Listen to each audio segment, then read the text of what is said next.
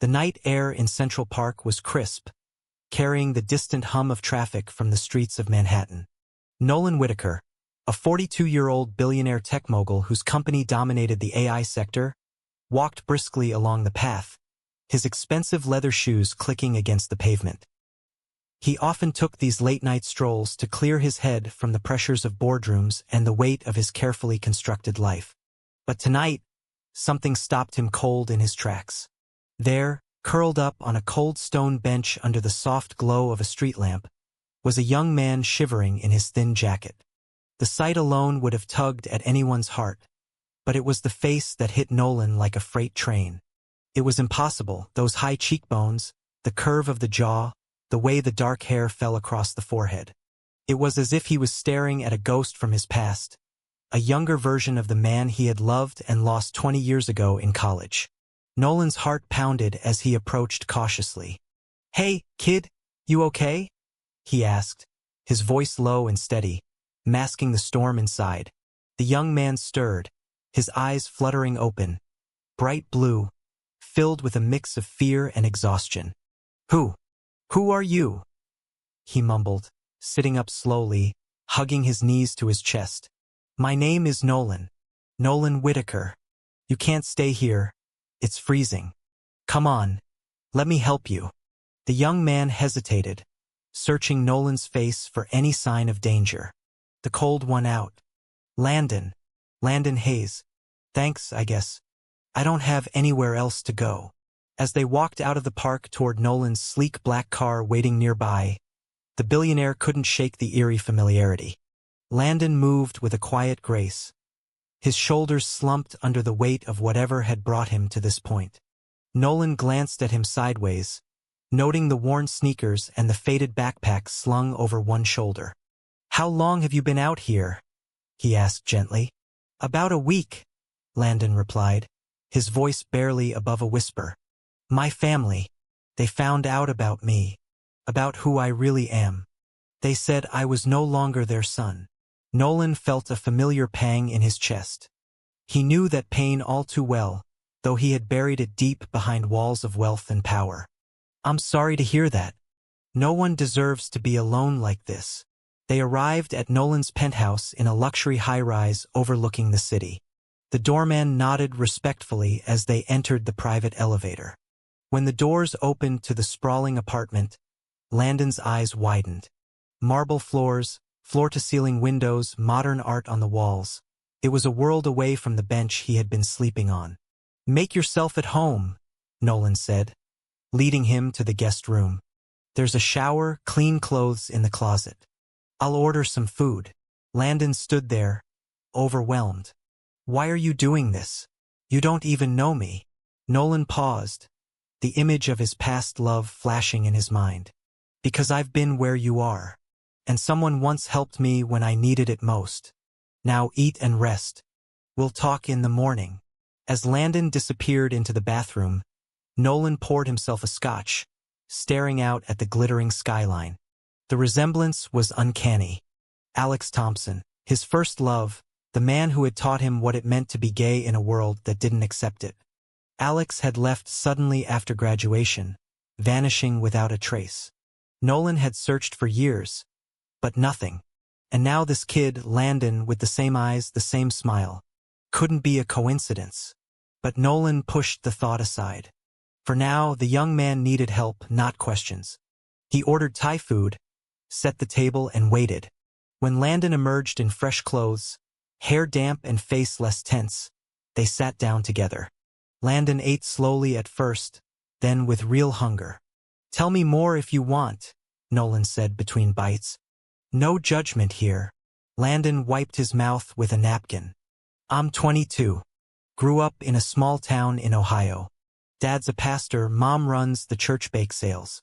Everything was about appearances, Sunday services, youth group, the whole perfect Christian family package. I tried so hard to fit in. Dated girls in high school, even played football to make Dad proud. But inside, it was killing me. Last year, I finally told them the truth.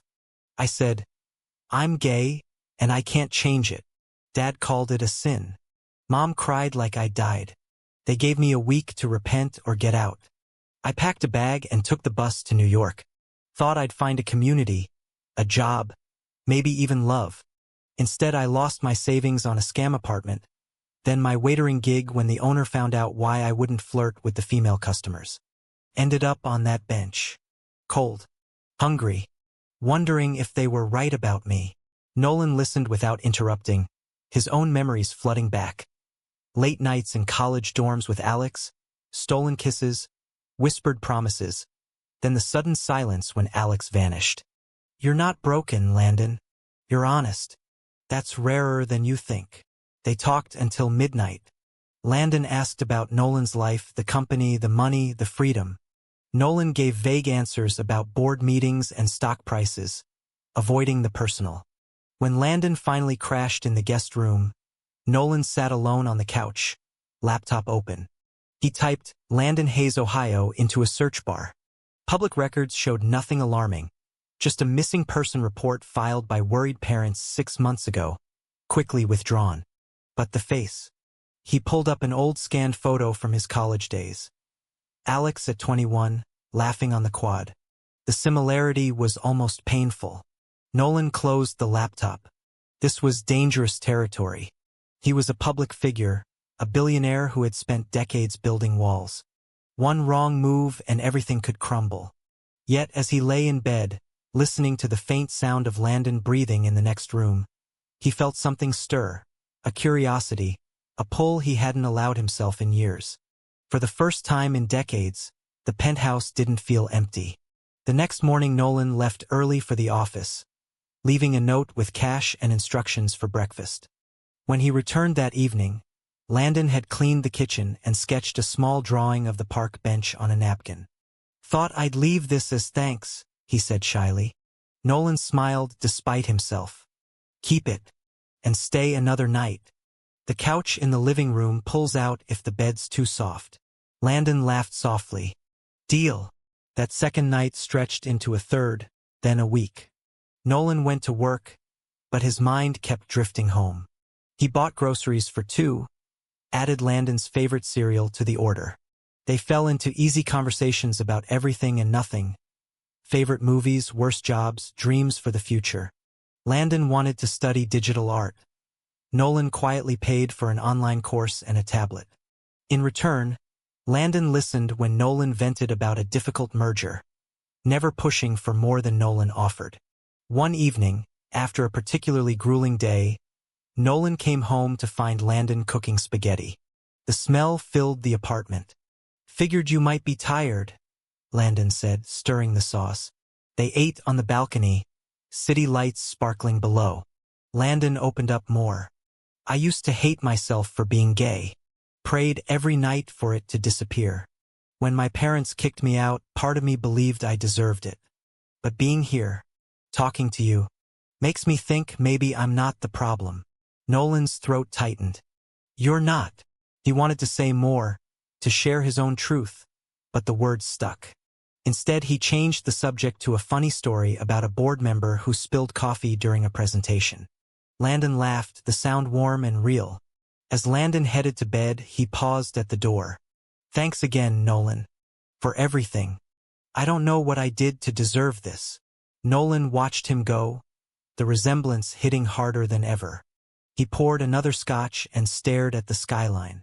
Whatever this was, coincidence, fate. It was pulling him toward something he had sworn to avoid.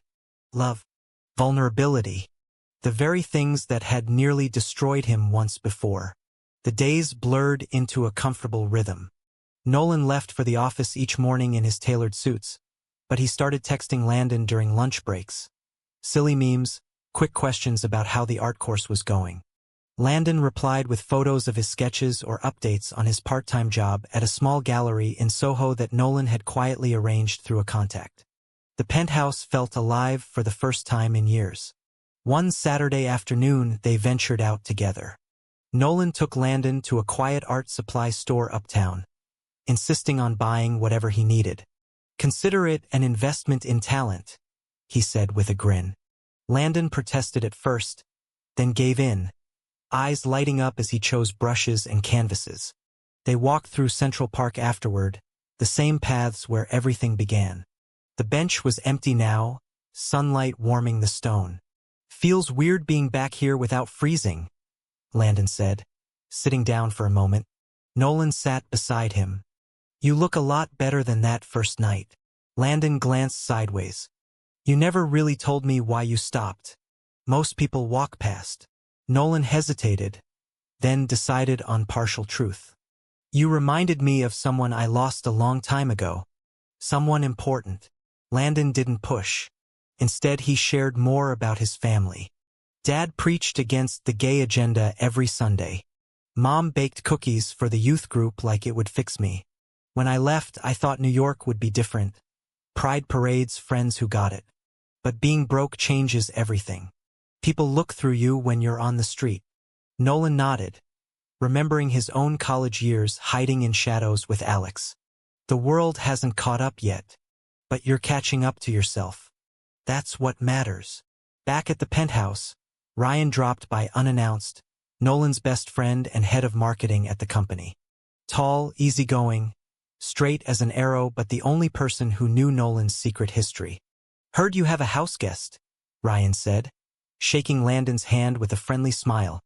"Nice to meet the guy who's finally getting this workaholic out of the office early." Dinner was relaxed. Steaks on the grill, beers for Ryan, sparkling water for Landon. Ryan teased Nolan about his single status. 42 and still dodging every setup your mom sends. "What's the plan? Die married to your laptop?" Nolan laughed it off, but caught Landon watching him with quiet curiosity.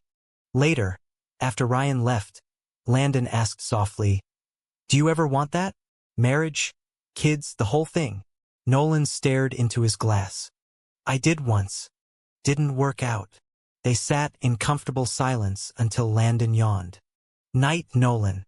Thanks for today." Alone again, Nolan pulled out old photos on his phone. Alex at graduation, arm around Nolan's shoulders, both smiling like the world was theirs. The resemblance to Landon was undeniable. He searched public records again, this time deeper. Alex Thompson had married a woman named Sarah 2 months after college, had a son named Landon 2 years later, then divorced quietly.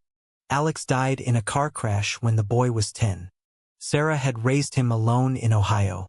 Nolan's hands shook as he read the obituary. Alex had never reached out, never explained why he left. The next week brought small milestones. Landon finished his first digital painting, a city skyline at dusk, and showed it to Nolan with nervous pride. Nolan framed it for the living room. They cooked together, watched old movies, argued playfully over popcorn flavors. Attraction simmered beneath every conversation. A brush of hands passing plates. Eyes lingering a second too long. Nolan felt it. He knew Landon did too. One rainy evening, after a long talk about societal pressure, Landon said, "I used to think being gay meant I'd always be alone. But talking to you, it feels possible to be happy." Nolan's heart raced. He wanted to reach across the couch to close the distance. Instead, he stood. "I'm glad you're here, Landon. Really glad." As he walked to his room, Nolan realized the walls he had built were cracking. Ryan called the next day. "You seem different lately. Happier. That kid's good for you, but be careful." The board's watching every move. One photo and the investors bolt. Nolan brushed it off, but the warning lingered. Still, when Landon greeted him at the door that night with takeout and a new sketch, the smile on his face made every risk feel worth it. The friendship had become something deeper, something neither of them was ready to name yet. And somewhere in the back of Nolan's mind, the ghost of Alex watched, waiting for the truth to surface. Weeks turned into months, and the penthouse became a sanctuary. Landon thrived, his art improved, the gallery job turned full-time, and he even started volunteering at an LGBT youth center on weekends. Nolan watched the transformation with quiet pride, his own guarded heart softening with every shared meal and late-night conversation. The attraction had grown impossible to ignore. Stolen glances became lingering looks. A hand on the shoulder during a funny story turned into a brief electric squeeze. One Thursday evening, Landon cooked stir-fry while Nolan set the table. Soft music played from the speakers. "You know," Landon said, plating the food, "I used to dream about nights like this. Just normal. Safe. With someone who sees me." Nolan met his eyes across the counter. "You deserve that. More than you know." The air thickened. For a moment neither moved. Then Landon smiled shyly and carried the plates to the table. They ate, talking about everything except the pull between them. Afterward they moved to the couch, a documentary on artists playing in the background. Halfway through, Landon's head rested against Nolan's shoulder. Neither pulled away. The next day Nolan had the annual charity gala. Black tie, cameras everywhere. For appearances, he escorted a female colleague, a trusted friend who understood the arrangement. Photos hit social media instantly. Nolan smiling beside the elegant woman. Headlines praising his perfect date. He hated every second but played the part perfectly. Landon saw the posts the following morning while Nolan was in a meeting. The images showed Nolan laughing, hand lightly on the woman's waist. Landon's stomach twisted. All the kindness, the late talks, the almost moments, it was pity. Nolan was straight, playing savior. Landon felt used, exposed. He packed his few belongings, wrote a short note on the kitchen counter. "Thanks for everything. I can't stay if I'm just charity. Take care, Elle," and slipped out before Nolan returned. Nolan came home to silence. The note hit like a punch. He called Landon's phone, straight to voicemail. Panic set in. He drove the city streets himself, checking shelters and the youth center. Nothing. That night he barely slept, the empty guest room mocking him. The misunderstanding festered. Landon crashed at a friend's couch from the gallery, replaying every moment, convinced he had misread everything. Nolan, meanwhile, replayed the gala photos and realized how it must look. He had hidden his truth too well. 2 days later Nolan found him at the youth center, handing out art supplies. "Landon, please. We need to talk." Landon crossed his arms, eyes guarded. "I saw the pictures. You're with her. It's fine. I get it. Straight guy helping the gay kid. Hero complex checked." Nolan stepped closer, voice low. "That was fake. All of it. The date, the smile. It's how I've survived in this world. I'm not straight, Landon. I've never been. The only reason I haven't said it sooner is because admitting it could cost me everything." Landon stared, processing. The walls cracked again. "Prove it." Nolan didn't hesitate. He pulled Landon into a quiet corner and kissed him. Soft, honest, full of all the words he hadn't said. When they broke apart, both breathing hard, Nolan whispered, "Stay, please." Landon nodded slowly. They walked back to the penthouse hand in hand for the first time. The kiss opened the floodgates. That night they talked until dawn. Nolan sharing his college love with Alex, the fear that kept him closeted, the fake dates and the loneliness. Landon shared his own journey of self-hate turning to quiet pride. They didn't rush further. The emotional connection was enough. Holding each other on the couch felt revolutionary. But cracks remained. Ryan noticed the change immediately during a lunch meeting. "You're glowing, man. And I saw the way you looked at Landon at dinner last week. This is real." Nolan nodded. "It is." Ryan's smile didn't reach his eyes. "Just be smart. One wrong photo and the board calls an emergency vote. Your parents are already asking why you're dodging their marriage setups." Nolan brushed it off, but Ryan made a private call that afternoon to a tabloid contact he knew. "Hey, off the record, there's a young guy living with Nolan Whitaker. Might be worth checking." Jealousy and fear for his friend's empire mixed into betrayal. Meanwhile, Landon and Nolan built something beautiful.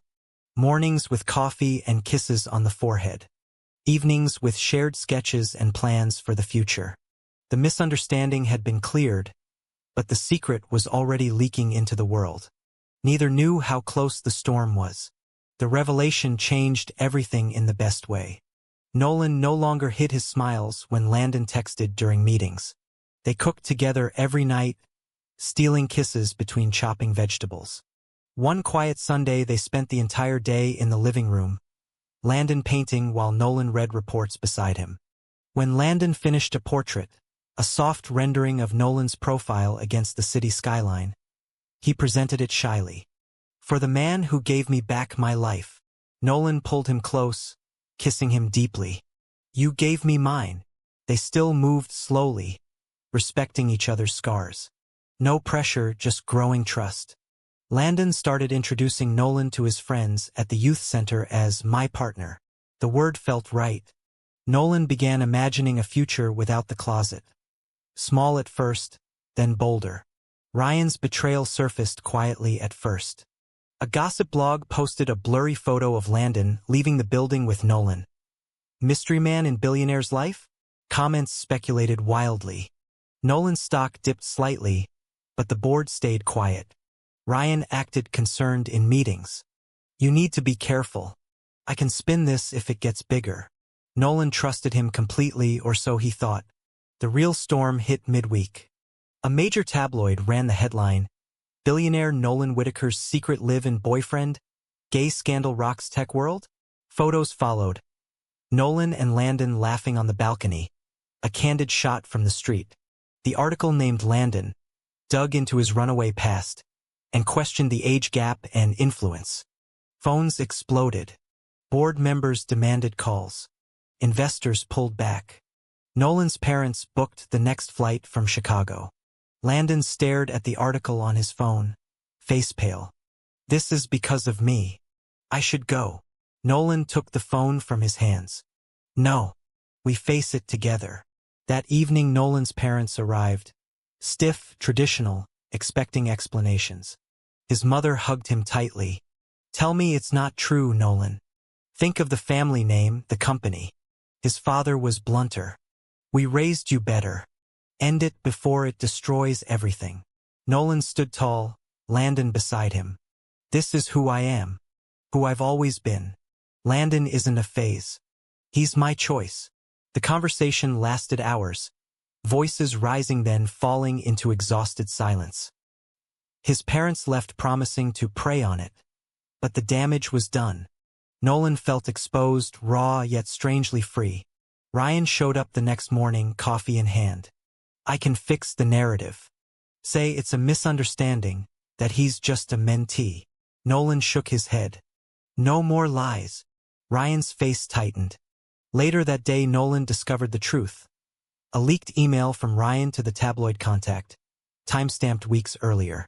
Betrayal cut deep. "Why?" Nolan asked when he confronted him in the office.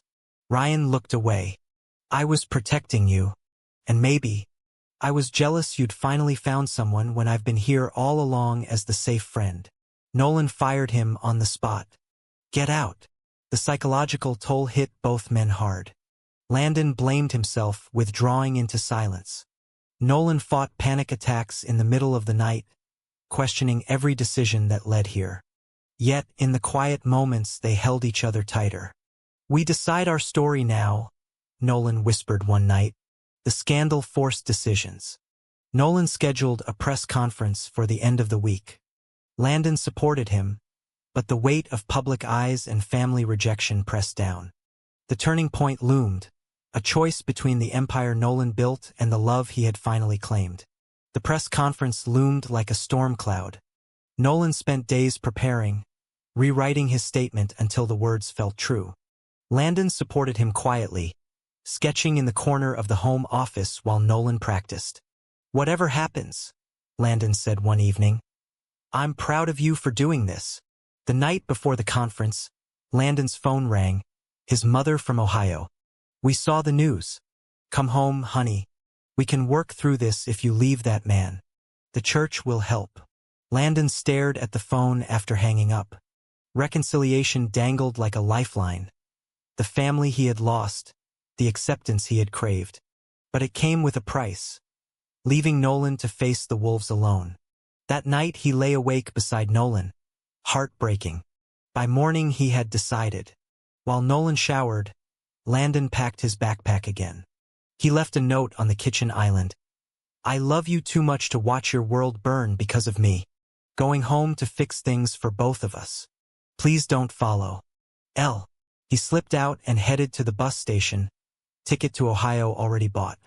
The rain started as he waited, soaking through his jacket just like the night they met. Nolan discovered the note 30 minutes later. Panic surged. He called, texted, then drove through traffic like a madman. Security footage from the building showed Landon leaving. Nolan tracked the bus station through a contact and arrived just as the Ohio bus was boarding. Rain poured in sheets.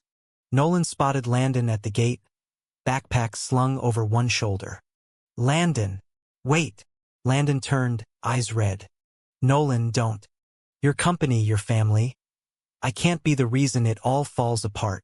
Nolan grabbed his arm gently, pulling him under the shelter. You are not the reason. You're the reason I finally want to live honestly. I built that empire hiding who I am. If it crumbles, it crumbles. But losing you? That destroys me. Landon's voice cracked. Your parents hate me. The media is tearing us apart. Ryan betrayed you because of me. Nolan cupped his face. Ryan betrayed himself. My parents will learn or they won't. But I choose you. Every single time. The bus driver called final boarding. Landon looked at the door, then back at Nolan. Tears mixed with rain. I love you. I love you too, Nolan said. Stay. Fight with me. Landon dropped his bag. They kissed in the rain, passengers staring, cameras flashing from a distant reporter who had followed the story. It was the turning point, the moment Nolan's carefully controlled life truly changed forever. They drove home in silence at first, hands linked. Back at the penthouse, Nolan canceled the press conference. I'll do it my way, honest, on my terms. He posted a simple statement on his company's social channels. A photo of him and Landon on the balcony, caption reading, This is me. This is us. Proud to be gay and in love. The internet exploded, some support, some hate. Stock dipped further, but a wave of younger investors rallied. His parents called, angry but listening this time. We don't understand, his mother said. But we love you. Landon's sacrifice had been offered and refused. In its place grew unbreakable resolve. The scandal forced them both to grow, Nolan learning vulnerability, Landon learning he didn't have to run to be worthy. The major turning point had arrived. Their love was no longer hidden. The consequences were real, but so was the freedom. The weeks after the statement tested everything. Media camped outside the building. Board meetings turned into battles. Nolan lost 2 major contracts but gained new partnerships from allies in the LGBT business community. His parents visited again, this time calmer. We're trying, his father admitted over dinner. It's not what we planned, but you're our son.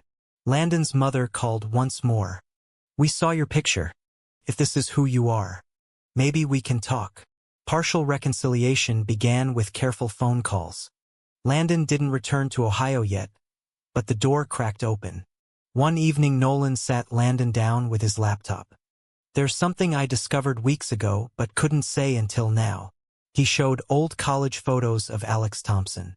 Your father. He was my first love. The one who vanished. I didn't know he had a son until I ran your name. When I found you on that bench, it felt like fate bringing me back to him. Through you. Landon stared at the screen, tears forming. Dad never told me he was gay. He married Mom to hide it, had me, then left when the guilt got too much. Died before I could ask questions. All this time, you knew him. The truth poured out in waves. Stories of college nights. The pain of Alex's disappearance. The way Landon carried his father's eyes and smile. I'm not him, Landon said finally. But loving you doesn't feel like betrayal. It feels like completing something. Nolan pulled him close. It is. The climax came at a company town hall. Nolan stood on stage, Landon beside him. I hid for decades because I was afraid. Today I stand here as a gay man in love with the bravest person I know. My company will now fund LGBT youth programs, starting with the center where Landon volunteers. This is our future. Applause mixed with murmurs, but the room shifted. Stock rebounded within days. Ryan's betrayal had been exposed publicly. He faded into obscurity. Nolan and Landon faced the world together. Months later, they returned to Central Park on a bright afternoon. The stone bench waited under warm sun. They sat side by side, fingers intertwined. Landon sketched the skyline while Nolan watched, content. "We made it," Nolan said softly. "Because we chose each other," Landon replied. Their journey, from that freezing night to public acceptance, had forged two stronger men. Nolan finally embraced his identity without shame. Landon found belonging beyond blood. Family expectations bent, societal pressure eased. Love endured. True or false? The past should always dictate who we love in the present.